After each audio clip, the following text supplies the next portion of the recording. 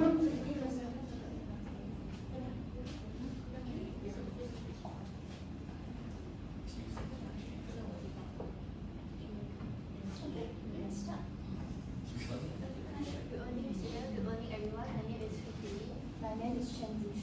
name is Chloe. And my name is Lin Zichun. And as you can see here from our cover page, today we'll be presenting about one of the 7 new wonders of the world, which is the Great Wall of China. This is our list of content. Today we are going to cover about introduction, background, the invention, achievement and contribution, challenge and ways to overcome, values and leadership style, influence on the world, closing and also references. First of all is background of invention.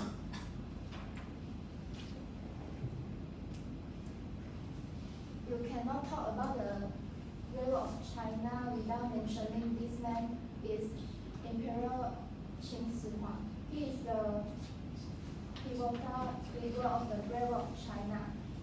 He took on the task of having the many walls that already built and connected it to a single wall. This created the first Great Wall of China. As the proverb says, he who has not been to the Great Wall of China is not a true man. It mentioned that climbing the Great Wall of China is an incredible thing, and also represent the value of perseverance and the national identity of Chinese citizens.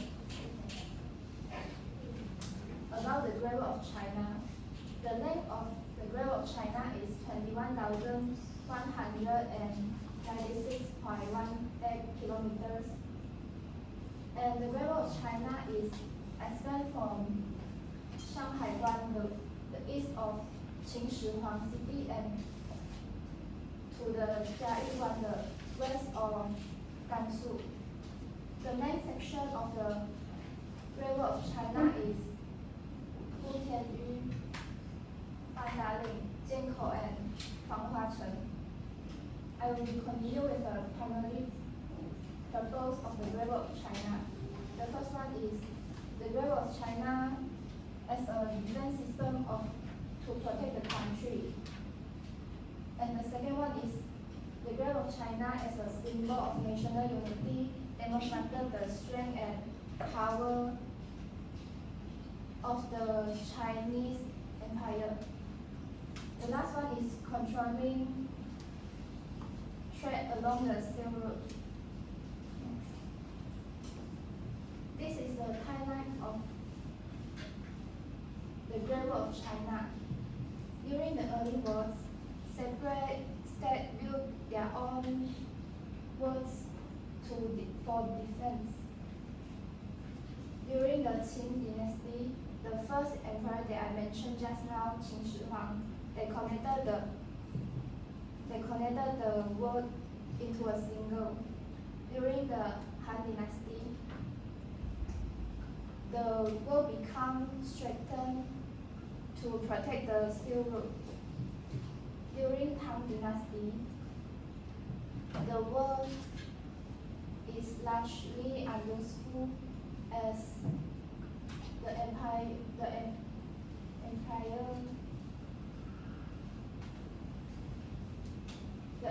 expanded north. During the Ming dynasty, the most famous section is built. During the Qing dynasty, the wall fall into this repair because it is no longer needed for defense. Present days, the Great Wall of China only have 9.4%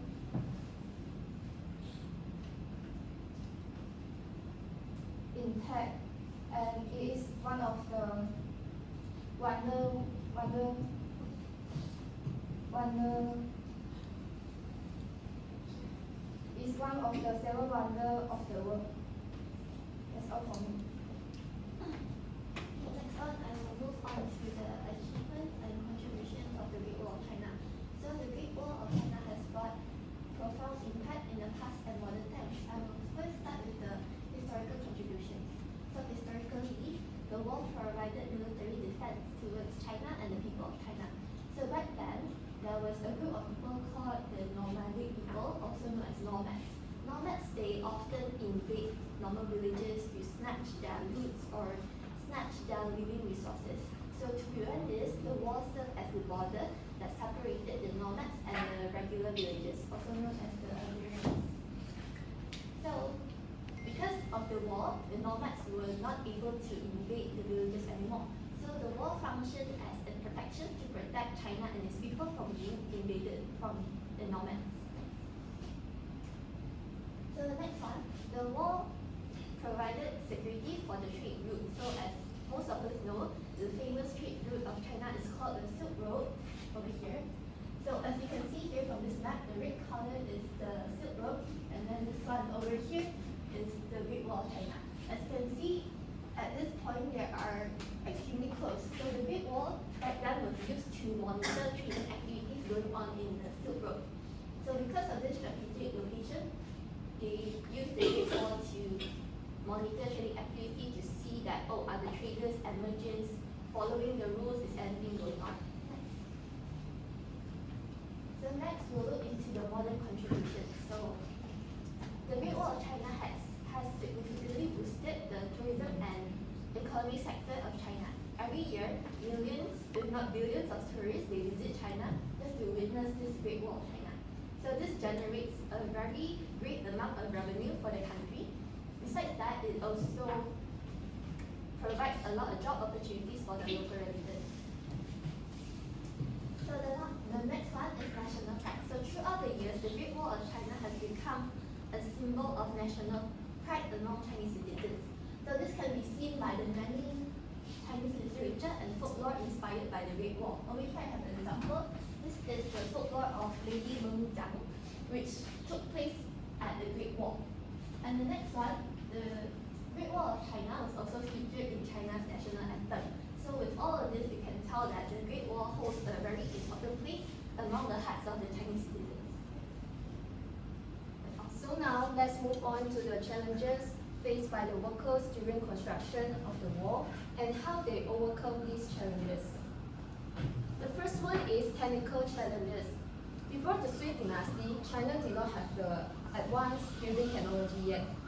So in the earlier period, the main building material of the Great Wall was ram earth, which is a mixture of soil, clay, sand, and gravel. These all are the natural resources, and at that time, ram earth was the best building material available because it was cheap and sturdy. But one major disadvantage of the ram earth was it is not resistant to the rain and wind. So even when the rainy day and strong wind, the wall will be collapsed. So when the building technology improved during the Ming Dynasty, people started to use bricks. Bricks became main building material because it was stronger, more durable, and easy to stack due to the rectangular shape. These are the comparison between the ram earth wall and the bricks wall. Second is transportation challenge. During the Qing dynasty, most of the construction work are relied on the workforce. So usually the worker carry the heavy materials on their backs. On the steep slopes, the workers line up to form a human ladder, passing the materials hand to hand. In the deep valleys, they use ropes to deliver the materials down to the construction sites. Besides that, they also use simple tools to carry the materials such as hand carts and levers. So in the Han Dynasty, animals were used to carry the heavy materials such as donkeys and goats. After 19th century, technology more advanced, machines were widely used to carry the construction materials. The third one is logical challenge. Because the construction of the wall involved hundreds of thousands of the workers, it is difficult to supply basic needs for the workers. To solve this problem, the government decided to move the villagers to plant crops to feed the workers. Besides that, the villagers also dug the irrigation canals to provide water for the crops. They also built roads to make the transporting food and materials become easier. So from the construction wall, we can learn three important lessons. The first one is teamwork. The worker had to pass the materials hand to hand. If the one worker did not cooperate, the materials would not reach to the construction site, and the Great Wall cannot exist on today. Second is adaptability. Before the Sui Dynasty, they used wrap-off. However, during Ming Dynasty, they used bricks. So the builders progressed from the wrap-off to the bricks, showing the adapting methods in that time. The third one is perseverance. When the wrap-off replaced with the bricks, the workers had to remove the wrap-off areas to rebuild them with the bricks. So it shows the spirit of the perseverance, even when the work has difficult to be redone.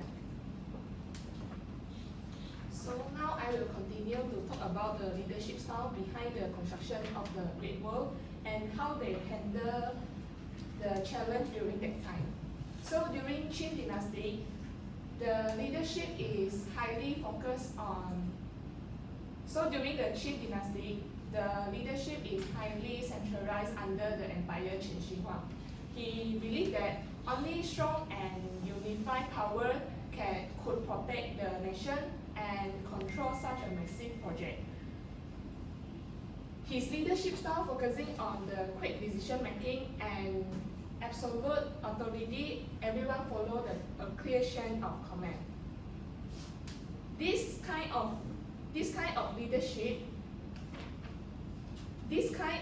leadership helped to mobilize hundreds of thousands of workers and soldiers across the country and make the impossible possible. So during Ming Dynasty, the leadership took a different approach. Instead of only focusing on control, the Ming's rules emphasized strategy. The Ming rules emphasize strategic teamwork and long-term defense planning.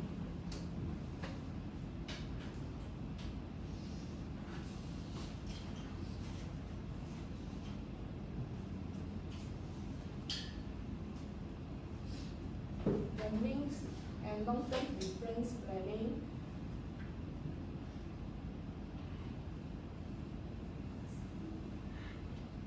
So when it comes to facing the challenge, both dynasties face extreme weather, desert, mountain, and even food shortage. But through discipline, cooperation, and teamwork, they managed a complete section and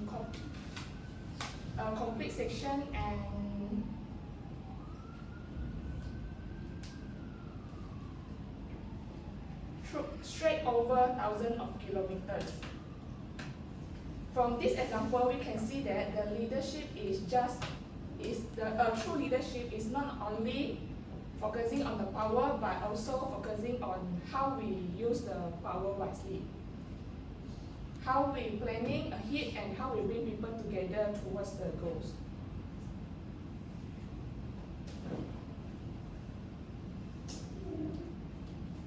The Great Wall of China not only changed China but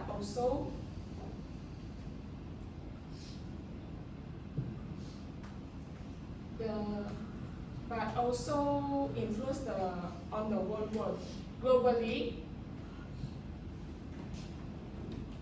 one of the world's greatest engineering achievements, socially and culturally a symbol of united strength and Chinese identity.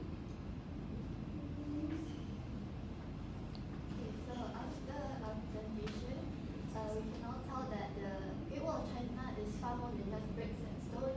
It is a symbol of human resilience and unity of the Chinese citizens. So, the Great Wall of China at first seemed like an impossible task to achieve because it's huge and a lot of labor was involved. But at the end, it was successfully built and it became one of the new wonders we've seen today. So through this story, it inspired us that anything can be achieved, even things that were seen as impossible. So before I end, you guys have any questions? Then I'll ask the question. Okay, so as you all know, the Great Wall, back then, there were like separate walls. So there was a leader who came out and unified all the walls. So united all the walls. So what is the name of this leader?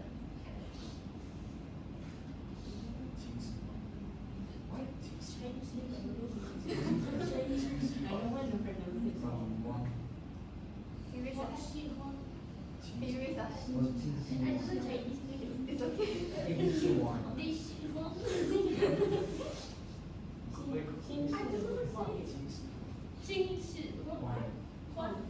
Yes, that's correct. So he is an emperor who united most of China. So another question, can someone tell me one thing that the Great Wall symbolizes? And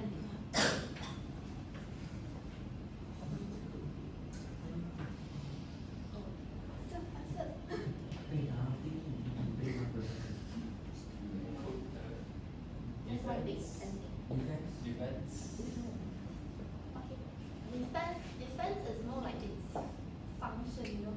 What does it symbolizes? Does it symbolizes what kind of moral value does it symbolizes, you know? You guys have any idea? The answer is here. One of the Human resilience and unity. Just one. Unity. So my question is, what was the main building material during Ming Dynasty? No, during Ming Dynasty, after rebirth. What you can see in now. Yeah, that's right. So that's all for our presentation. Thank you so much.